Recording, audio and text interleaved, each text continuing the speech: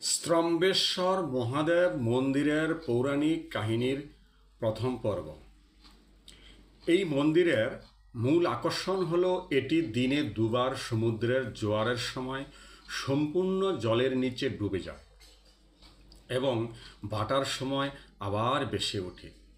স্থানীয়দের বিশ্বাস স্বয়ং সমুদ্র দেবতা প্রতিদিন মন্দিরে এসে ভগবান স্ত্রম্বেশ্বর মহাদেবকে জলাভিষেক করেন। বৈজ্ঞানিক দৃষ্টিকোণ থেকে এটি জোয়ার ভাটার একটি প্রাকৃতিক ঘটনা যা নিয়মিতভাবে ঘটে, কিন্তু ভক্তদের কাছে এটি মহাদেবের এক অলৌকিক লীলা। দর্শনার্থীদের জোয়ার ভাটার সময়সূচি জেনে মন্দির দর্শনে যেতে হয়।